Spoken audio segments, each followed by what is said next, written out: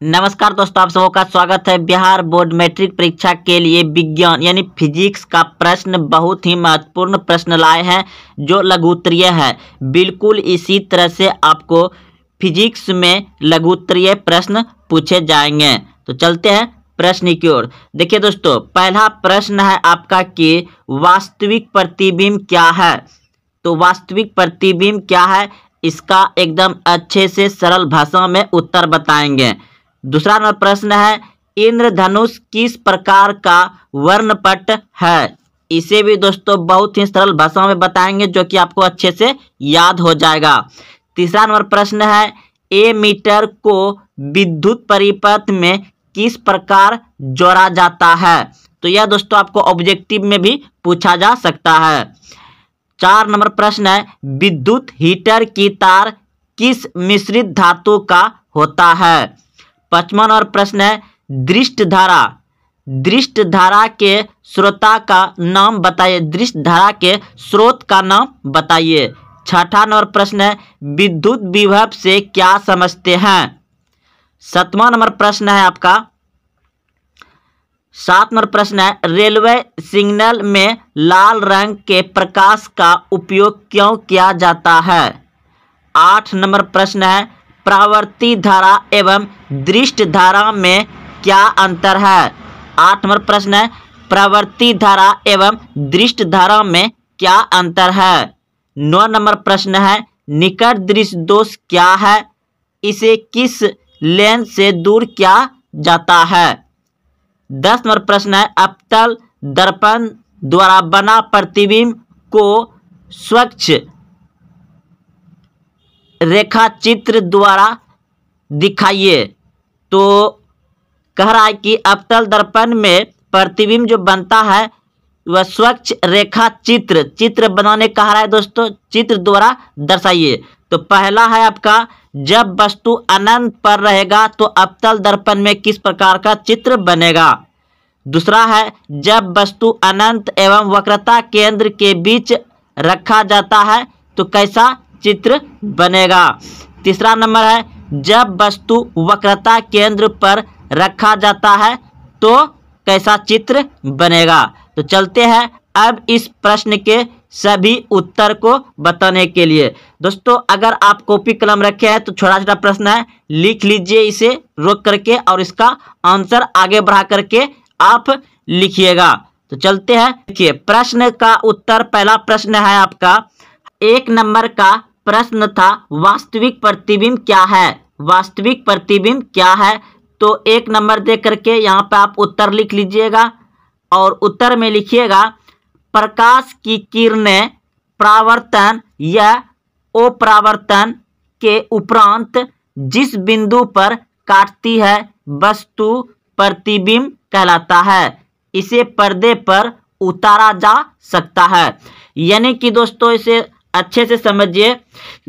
प्रश्न था वास्तविक प्रतिबिंब क्या है। वास्तविक प्रतिबिंब वह है जो प्रकाश की किरणें परावर्तन या अपरावर्तन, प्रकाश की किरणें परावर्तन या अपरावर्तन के उपरांत, अपरावर्तन के उपरांत जिस बिंदु पर काटती है, यानी प्रकाश की किरणें परावर्तन या अपरावर्तन के उपरांत जिस बिंदु पर काटती है वास्तविक प्रतिबिंब कहलाता है। इसे पर्दे पर उतारा जा सकता है। दूसरा नंबर प्रश्न है आपका, इंद्रधनुष किस प्रकार का वर्णपट है। तो प्राकृतिक है। इंद्रधनुष किस प्रकार का वर्णपट है, तो प्राकृतिक है। तीसरा नंबर प्रश्न है, एमीटर को विद्युत परिपथ में किस प्रकार जोड़ा जाता है। एमीटर को विद्युत परिपथ में किस प्रकार जोड़ा जाता है, तो श्रेणी क्रम में जोड़ा जाता है। 4 नंबर प्रश्न था, विद्युत हीटर की तार किस मिश्रित धातु का बना होता है। विद्युत हीटर की तार किस मिश्रित धातु का बना होता है, तो नाइक्रोम का बना होता है। नाइक्रोम का बना होता है। अगला प्रश्न है 5 नंबर, दृष्ट धारा के स्रोत का नाम लिखे। तो दृष्ट धारा के स्रोत होता है क्या, बैटरी। 5 नंबर का आंसर हो जाएगा बैटरी।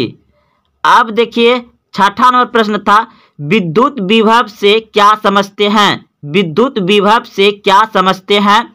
तो उत्तर में लिखिएगा 6ठा नंबर का, किसी इकाई घन आवेश को अनंत से विद्युत क्षेत्र के किसी बिंदु तक लाने में जितना कार्य करता है वह उस बिंदु पर विद्युत विभव कहलाता है।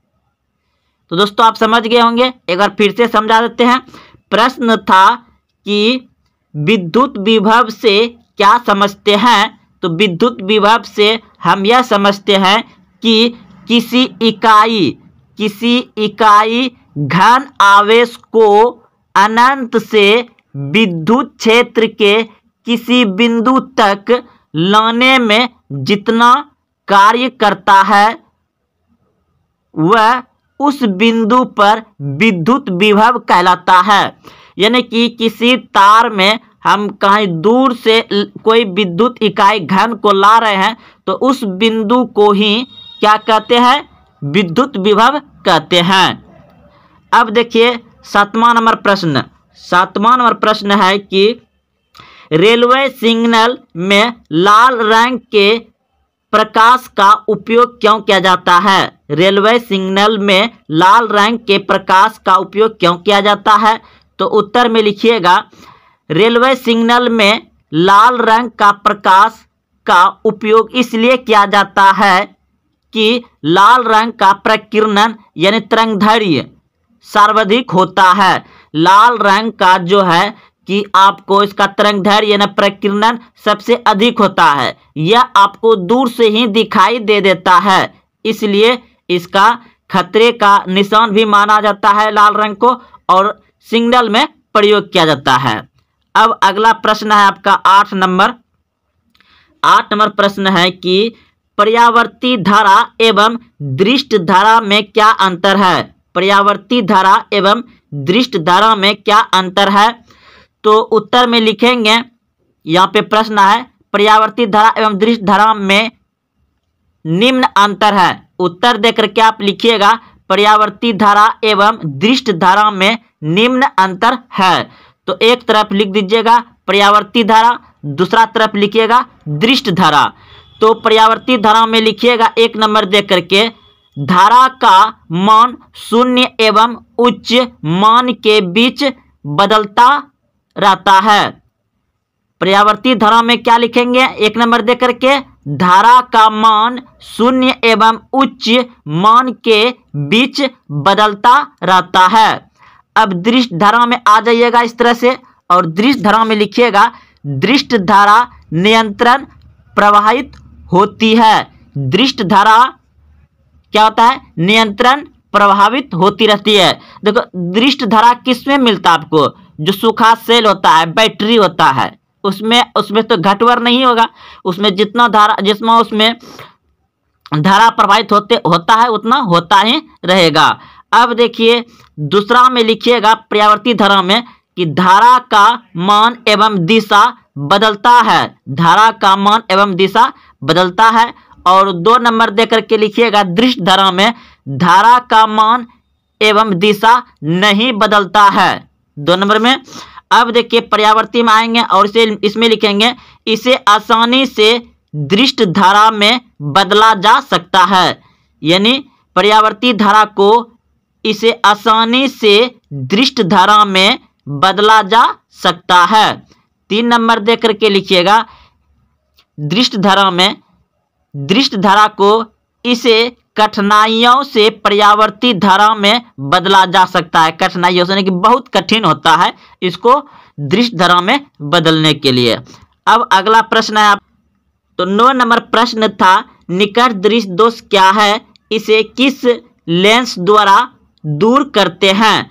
तो उत्तर में लिखिएगा यहाँ पर, उत्तर लिखिएगा यहाँ पर 9 नंबर का है कि दूर स्थित वस्तु को नहीं देख पाना ही निकट दृष्टि दोष है। इसे दूर करने हेतु अवतल लेंस का उपयोग करते हैं। अगला प्रश्न है आपका वृद्धि हार्मोन स्रावित करने वाली अंतःस्रावी ग्रंथि का नाम लिखें। तो दोस्तों वृद्धि हार्मोन स्रावित करने वाली अंतःस्रावित ग्रंथि का नाम लिखें। तो जितने भी मानव शरीर में अंतःस्रावी ग्रंथि है उसका नाम लिख देंगे। अगला प्रश्न है, या एक एक का भी नाम लिखेगा तो चल जाएगा दोस्तों। दूसरा प्रश्न है, डीएनए का पूरा नाम लिखें। डीएनए का पूरा नाम लिखें। इसमें भी दोस्तों आपको 2 नंबर या 1 नंबर मिल सकता है, या ऑब्जेक्टिव भी पूछ सकता है। और रक्त ब्लड का लाल रंग किस वर्णक के कारण है? रक्त ब्लड का लाल रंग किस वर्णक के कारण है? तो यह प्रश्न आ गया। अब देखिए 24 नंबर प्रश्न पूछा गया है, श्वसन में ग्लूकोज का पूर्ण विघटन ऑक्सीकरण किस अंग में होता है? अगला प्रश्न है आपका, कोई 2 जैव नवीकरणीय अपशिष्ट के नाम लिखें। कोई 2 जैव नवीकरणीय अपशिष्टों के नाम लिखें। 26 नंबर प्रश्न है आपका। 26 नंबर प्रश्न है आपका, प्रकाश संश्लेषण प्रक्रिया के लिए आवश्यक पदार्थ विघटक क्या है? प्रकाश संश्लेषण प्रक्रिया के लिए आवश्यक पदार्थ घटक क्या है? 27 नंबर प्रश्न है, मानव में उत्सर्जन तंत्र के अंगों का नाम लिखें। मानव में उत्सर्जन तंत्र के अंगों का नाम लिखें। दोस्तों क्वेश्चन भी याद रहना जरूरी है, तभी आपको आंसर याद रहेगा। 28 नंबर है, रक्त रुधिर एवं लसिका में अंतर लिखें। रक्त रुधिर एवं लसिका में अंतर लिखें। 29 नंबर प्रश्न है, वाष्पोत्सर्जन क्या है? वाष्पोत्सर्जन क्या है? उसका पौधे में क्या लाभ है? वाष्पोत्सर्जन क्या है? उसका पौधे में क्या लाभ है? 30 नंबर प्रश्न है, विभिन्न प्रकार के अलैंगिक जनन का सचित्र एवं संक्षिप्त विवरण दें। तो चलते हैं दोस्तों अब प्रश्न के उत्तर की ओर। तो दोस्तों देखिए, आपको प्रश्न याद रहेगा तभी आपको उत्तर भी याद रहेगा, ये चीज आप मानिए। तो अब हम क्या करेंगे, प्रश्न को पढ़ेंगे और उत्तर आपके स्क्रीन पर लिखा रहेगा और उसे हम अच्छे से समझा देंगे, यानी बता देंगे। तो पहला प्रश्न आप देखिए, पहला प्रश्न आपको दिया गया था कि वृद्धि हार्मोन स्रावित करने वाली अंतःस्रावी ग्रंथि का नाम लिखे। तो आपको ये ऑब्जेक्टिव में पूछ सकता है। तो आप याद रखिए कि अंतःस्रावी यानी अंदर में स्रावित करने वाला वृद्धि हार्मोन का नाम क्या है? पिट्यूटरी ग्रंथि। पिट्यूटरी ग्रंथि मानव शरीर का सबसे छोटा ग्रंथि पिट्यूटरी ग्रंथि को कहा जाता है। मानव शरीर का मास्टर ग्रंथि किसको कहा जाता है? तो पिट्यूटरी ग्रंथि को ही कहा जाता है। तो याद रखिए, ये सभी ऑब्जेक्टिव में आपको पूछा जाएगा। 22 नंबर का प्रश्न है आपका, डीएनए का पूरा नाम लिखें। डीएनए का पूरा नाम लिखें। तो डीएनए का पूरा नाम है, यहाँ पे आप देख रहे हैं कि डीओक्सोराइबो न्यूक्लिक एसिड। डीओक्सीराइबो न्यूक्लिक एसिड आप यहाँ पे देख रहे हैं, इसे याद नाम रखिए, डीएनए का पूरा नाम। 23 नंबर प्रश्न है, रक्त ब्लड का लाल रंग किस वर्णक के कारण होता है? तो उत्तर में आप यहाँ लिखिएगा, रक्त का लाल रंग हीमोग्लोबिन वर्णक के कारण होता है। रक्त का लाल रंग किसके कारण होता है? तो उत्तर में लिखिएगा, रक्त ब्लड का लाल रंग हीमोग्लोबिन वर्णक के कारण होता है।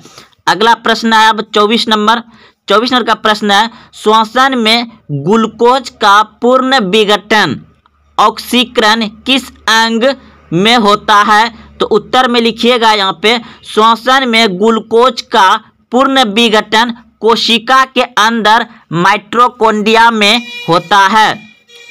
यानी कि एक बार प्रश्न फिर से पढ़ रहे हैं। प्रश्न है, श्वसन में ग्लूकोज का पूर्ण विघटन किस अंग में होता है? तो माइटोकॉन्ड्रिया में होता है कोशिका के। तो यहाँ से उत्तर में लिखिएगा कि श्वसन में ग्लूकोज का पूर्ण विघटन किस अंग में होता है? तो उत्तर में लिखिएगा, श्वसन में ग्लूकोज का पूर्ण विघटन कोशिका के अंदर माइटोकॉन्ड्रिया में होता है। 25 नंबर प्रश्न अब आपका है। 25 नंबर प्रश्न है, कोई दो जैव नवीकरणीय अपशिष्टों के नाम लिखें। तो उत्तर में लिखिएगा प्लास्टिक, शीशा जैव नवीकरणीय अपशिष्ट है। इतना सा लिख दीजिएगा, हो जाएगा। प्लास्टिक, शीशा क्या है? जैव नवीकरणीय अपशिष्ट है। अगला प्रश्न देखिए, ये बहुत ही वीवीआई प्रश्न है। 26 नंबर प्रश्न था आपका, क्या था? प्रकाश संश्लेषण प्रक्रिया के लिए आवश्यक पदार्थ घटक क्या है? प्रकाश संश्लेषण प्रक्रिया के लिए आवश्यक पदार्थ घटक क्या है? तो उत्तर में लिखिएगा, यहाँ पर उत्तर लिख दीजिएगा और जितना नंबर रहेगा दे दीजिएगा। तो देखिए उत्तर में लिखिएगा प्रकाश संश्लेषण के लिए आवश्यक घटक निम्न है।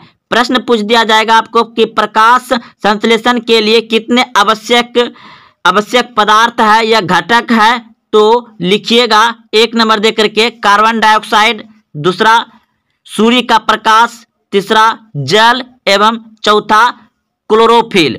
यानी प्रकाश संश्लेषण के लिए कितने चीज का आवश्यक होना चाहिए? कार्बन डाइऑक्साइड, सूर्य का प्रकाश, जल, क्लोरोफिल। तो दोस्तों यह प्रश्न आपको भी 2 नंबर से पूछ सकता है, याद अच्छे से रख लीजिएगा। उत्तर में देख लिया कैसे लिखिएगा। प्रकाश संश्लेषण के लिए आवश्यक घटक निम्न है, निम्न मतलब नीचे आ जाएगा। तो 1 नंबर दे करके कार्बन डाइऑक्साइड, दूसरा सूर्य का प्रकाश, कोई भी याद हो जाए इस चारों में से, जल एवं क्लोरोफिल। आप उल्टा पुल्टा भी लिख सकते हैं, कोई दिक्कत ना है। अगला प्रश्न है 27 नंबर प्रश्न था आपका कि मानव में उत्सर्जन तंत्र के अंग का नाम लिखें। मानव में उत्सर्जन तंत्र का नाम लिखें। तो यह भी तो क्वेश्चन बहुत ही इंपॉर्टेंट है, कई बार पूछे गए हैं। तो उत्तर में लिखिएगा कि मानव में उत्सर्जन तंत्र के अंग का नाम। तो लिखिएगा पहला नंबर वृक्क, दूसरा नंबर मूत्रवाहिनी, तीसरा नंबर मूत्राशय एवं मूत्रमार्ग। ये तीनों क्या है? मनुष्य के उत्सर्जन तंत्र के अंग का नाम है। तो प्रश्न आपका क्या था? प्रश्न को भी याद रखना बहुत जरूरी है, तभी आपको आंसर भी याद रहेगा। मानव में उत्सर्जन तंत्र के अंगों का नाम लिखें। तो उत्सर्जन तंत्र वृक्क, मूत्रवाहिनी, मूत्राशय एवं मूत्रमार्ग, ये चारों यहाँ पे दिखाई दे रहा है दोस्तों। आप इसे अच्छे से याद कर लीजिए। और ये रहा आपका इंपॉर्टेंट क्वेश्चन, बहुत ही अच्छा प्रश्न, ये बहुत बार पूछा गया है। प्रश्न है 28 नंबर, रुधिर, रक्त एवं लसिका में अंतर लिखें। तो रुधिर यानी रक्त एवं लसिका में अंतर लिखें। तो उत्तर में लिखिएगा रक्त एवं लसिका में अंतर निम्न है। तो एक तरफ लिख दीजिएगा रक्त, ब्लड यानी रुधिर, दूसरा तरफ लिख दीजिएगा लसिका।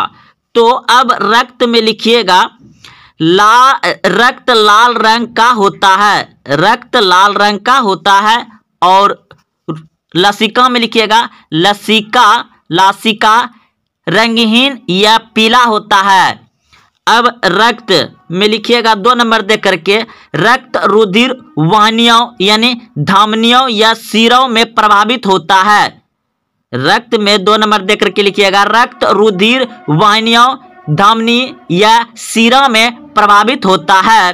अब लसिका में लिखिएगा यह ऊतक के बीच खाली स्थान में प्रभावित होता है। लसिका में 2 नंबर देके क्या लिखिएगा? यह ऊतक के बीच खाली स्थानों में प्रभावित होता, प्रवाहित यानी कि बहना, प्रवाहित होता है। और 3 नंबर में लिखिएगा रक्त में, 3 नंबर में रक्त में लिखिएगा इसका प्रभाव शरीर में द्विदेशीय होता है। इसका प्रभाव शरीर में द्विदेशीय होता है, यानी दो तरफ होता होगा। और लसिका क्या होता है? इसका प्रभाव एक देशीय होता है, यानी कि ये एक ही दिशा में चलते रहता है। तो दोस्तों आप लोग 29 नंबर 27 नंबर समझ गए, 28 नंबर भी प्रश्न को अच्छे समझ गए। अब 29 नंबर प्रश्न था आपका, 29 नंबर प्रश्न था वाष्प उत्सर्जन क्या है, इसका पौधे में क्या लाभ है। तो उत्तर में लिखिएगा वाष्प उत्सर्जन क्या है, इसका पौधे में क्या लाभ है। तो उत्तर में लिखिएगा, आप यहाँ पे उत्तर लिखिएगा और प्रश्न को नंबर लिखिएगा। पौधे के वलीय यानी कि देखिए, अगर यदि आप पेड़ काटा हुआ देखे होंगे गोल सा, तो इसमें इस तरह का क्या होता है, गोल होता है दोस्तों, इस तरह सा गोल गोल रहता है। तो इसी भागों में आप अगर पेड़ को कटे हुए देखेंगे तो ये गोल गोल होता है, और इसी को गिन कर पेड़ की आयु भी ज्ञात किया जाता है। तो आप इसी को समझिए, इसका मतलब यही हुआ। तो पौधे के वलीय भागों जल का रंध्र द्वारा वाष्प के रूप में निष्कासन की प्रक्रिया को वाष्पोत्सर्जन कहते हैं। यह क्रिया पौधे में जल एवं खनिज लवण को अवशोषित करने में मदद करता है। वाष्पोत्सर्जन के कारण पौधे में ताप एवं जल का संतुलन बना रहता है। यह गैसों के आदान प्रदान में भी मदद करता है। तो दोस्तों आप लोग अच्छे से समझ गए होंगे कि वाष्पोत्सर्जन क्या है, यह भी आपको 2 नंबर से पूछे जाएंगे। अगला अब 30 नंबर प्रश्न है। 30 नंबर प्रश्न था, विभिन्न प्रकार के लैंगिक जनन का सचित्र एवं संक्षिप्त विवरण दें। तो उत्तर में आप यहाँ पे लिखिएगा, जीवों में लैंगिक जनन निम्नलिखित कई विधियों द्वारा संपन्न होता है। तो पहला होता है विखंडन, दूसरा होता है विखंडन, और दूसरा होता है द्विखंडन। विखंडन और द्विखंडन, विखंडन ये 2 तरह के होते हैं, विखंडन भी 2 तरह के होते हैं। और द्विखंडन वैसे विभाजन जिसके द्वारा एक विशिष्ट से खंडित होकर 2 का निर्माण होता है, उसे विखंडन कहते हैं। जैसे जीवाणु अमीमा। और अगला देखिए, यहाँ पे इसका फिकर भी मतलब चित्र भी बनाया गया है दोस्तों, आप समझ सकते हैं। अब देखिए ये अमीमा में द्विविभाजन, तो ये होता है बहुखंडन। वैसे विभाजन जिसमें एक कोशिका जीव एक साथ अनेक संतृप्त कोशिकाओं में विभाजित होता है, उसे बहुखंडन कहते हैं। जैसे प्लेजोमीडियम, कुछ शैवाल। अब देखिए इस तरह से यहाँ पे दिया गया है, आप इसका इमेज भी यानी कि चित्र भी बना सकते हैं। तो दोस्तों अगर आप यहाँ तक आए हैं, कैसा लगा आप कमेंट जरूर करें और अपने दोस्तों में शेयर करें। और हाँ, अभी तक चैनल को सब्सक्राइब नहीं किया तो चैनल को जरूर सब्सक्राइब करें। तो मिलते हैं फिर कल। जय हिंद, जय भारत।